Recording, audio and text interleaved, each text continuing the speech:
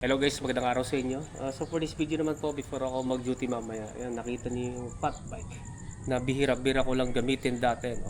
So ito, regular na ko na itong ginagamit since more than a week ago. Pang ano lang, pangpasok sa trabaho tsaka pauwi ng bahay. Ayan. Hindi ko na ginagamit ito pang Bermosa. Actually, bihira ko lang talaga gamitin ito dati. So meron na akong video niya kung bakit bihira ko na itong gamitin. Puro ano na ako dati yung rigid MTB na naka-aerobar. Pero regular na ulit ko rin ito ginagamit since a week ago at nakita nyo na iba na itsura, ibang iba na. Gagawin ko na kasi itong pang daily commute at saka pang deliver. Yan, nakita nyo may carrier na. Kaya naging ganyan yan dahil sa hindi ko alam kung anong magiging last day ko, no, diyan sa bike shop kasi nag-resign na kasi ako diyan. Hinihintay ko na lang ipapalit sa akin. Pero di ko pa alam kasi kung ano pa yung last day ko, no. Habang hinihintay ko yung papalit sa akin, binigay yung ka-relay partner ko na taga Las Piñas kasi dati ko siyang kalapit bahay. Nagkaroon ng opening sa Grab. Yan, sa Grab Food. Yan. So nung siguro mga mahigit 1 week ago, nag-apply ako doon sa Marikina, ang layo. Linggo kasi 'yon. Yan. So, yan, pakita ko sa inyo. Yan, meron na akong long sleeve. Dahil sa yun nga, pasado na ako dun sa application ko sa Grab, sa Grab Food. Yan. So meron ding isa pang gusto ko sana apply kasi wala pa akong oras, yung Food Panda. Yan. Gusto ko sana, pwede naman daw yung meron kang dalawang nun yung Grab Food tsaka Food Panda. Pero mas maganda kasi daw to sa Grab Food kasi sa Food Panda, mamimili ka ng tatlong shift. Yan. Pero sa Grab kasi 100% na totally na hawak mo yung oras mo. So pwede ka mag-deliver kung anong oras mo gusto. Which is na gusto ko. Kasi sa trabaho kasi ayoko na yung yung alipin ako ng oras ng iba. Yung 8 to 9 hours. Marami kasi akong gustong meron kasi mga oras sa 24 hours kasi meron may ibang oras na kailangan kong gawin kaso lang hindi ko magawa dahil sa yun na, naka-duty. So since na meron akong ganyan sa Grab, kunwari gusto ko magbiyahe sa umaga mga ilang oras, tapos magpapahinga ako ng tanghali, tapos mag-duty ulit ako ng hapon o kaya gabi, mga ganun. Very very flexible. Yan. And since na nakita niyo na yung ibang-iba na itsura ng bahay dahil kasi nagre-renovate na dito.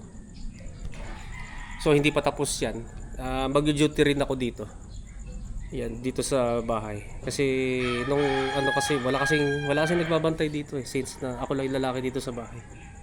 Yan. So marami naman akong gagawin. Kahit na paalis na ako diyan sa bike shop, no. Yan. So tingnan natin yung details na itong yung fat bike ko na gagawin ko ng pang daily commute at saka pang deliver, no. Yan. So may carrier na at saka fender. Kaso lang nawawala kasi yung sa bandang likod, no. Hindi ko mahanap, baka palit ako na lang ng ibang brand ng fender pero pang likod lang. Ewan ko lang kung may mahanap ako sa Shopee. Yung fender na to, ito pa rin yung Topic Defender. So sa mga matagal sa channel ko, if ever man, kung meron man natitira, ito yung dati kasi dun sa tactical ko, 26er variant.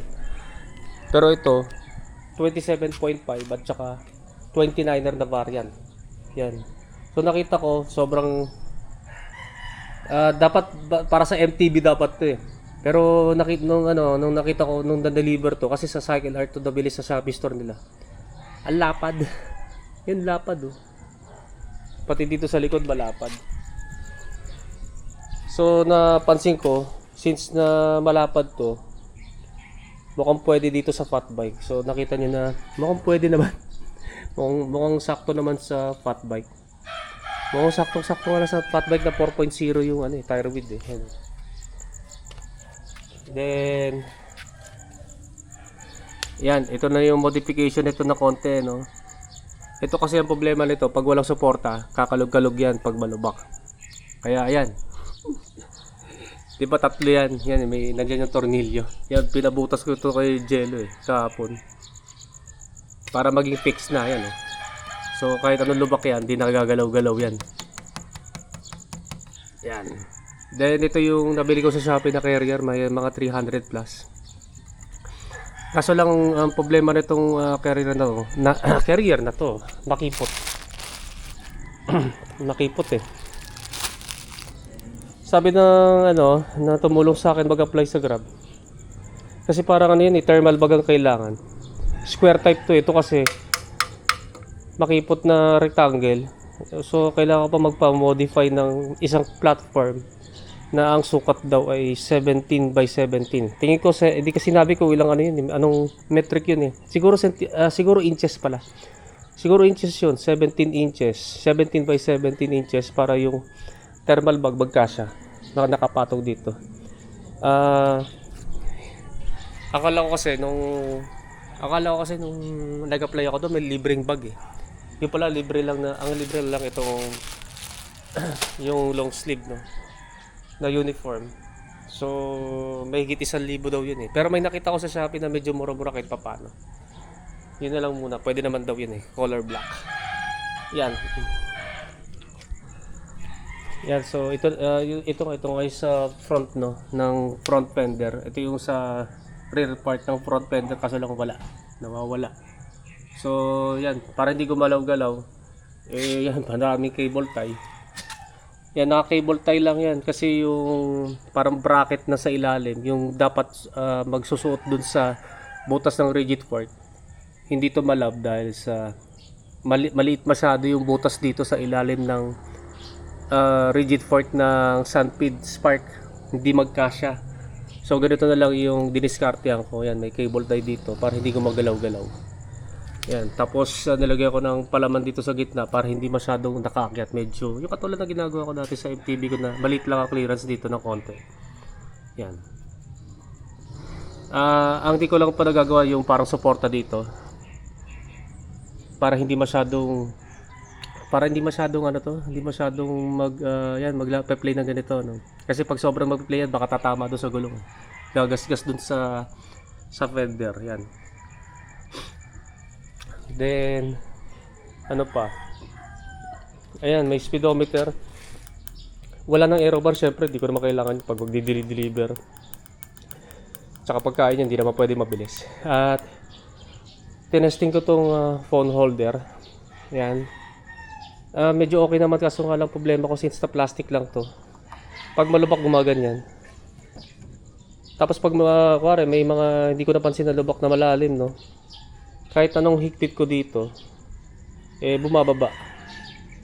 So try ko ulit bumili ng ng cellphone holder na hindi masyadong mahaba to.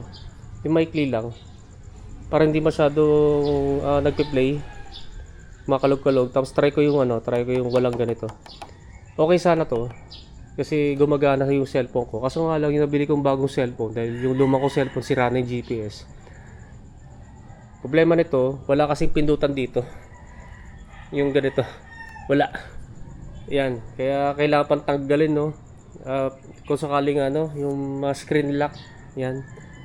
Pero nonetheless, medyo okay na rin to, pero bibili pa rin ako ng yung ganito rin, pero hindi ganitong kahaba para hindi masyadong mag-play. Tapos walang case na ganyan para mas madaling i-operate. Pero ito kasi maganda to sa tagulan. Yan. Pero siguro yung bibiling kong isang yung isang cellphone holder para sa maaraw na condition, mga good weather condition. Yan yung update dito sa fat bike na to. So pang deliver. Wala naman masyadong pinagbago dito, yun pa rin eh. Ito pa rin yung handlebar galing kay Lester. Ito yung Paloma na nilipat ko na dito galing sa MTB to. Yan, ito pa rin yung weapon, Predator na saddle. Okay na okay pa rin to, pumping pa rin. Ito yung kinakalawang na yung chain ko, last year pa yan eh. Hindi ko pa na-chain check, nakakalimutan ko. Tapos yung drivetrain nito, yan, L2AX yan eh, 11 speed. Na, yan nga, 11 speed, tapos ito yung Sunshine na 1150. Ayan, 1150 na 11 speed cassette. Yan. Yung hubs yan pa rin yan. Nung binili ko nung second hand, di pa nagbabago yan. Kinakalawang na yung ibang. Yung ano, yung nipple, no. Napabayaan ko na medyo, no. Pero yung mga bearings yan na ano ko na repack na yan. Na-repack na yan din sa shop. Yan. So, di ko alam kung, yun nga, di ko alam kung kailan ako ano din. Kailan papalit, darating yung papalit sa akin. Siguro sa katapusan ng June. So, almost 2 years na pala ako dun sa shop. Yan. So, magpe-prep ako mamaya. At papasok na ulit ako. No? Yan. So, hanggang dito lang. So, maraming salamat sa inyong panonood. And don't forget to subscribe sa aking YouTube channel. Pakiclick na lang yung notification button para matotally notify kayo. Yan guys, maraming salamat sa inyo. And ride safe po sa inyo.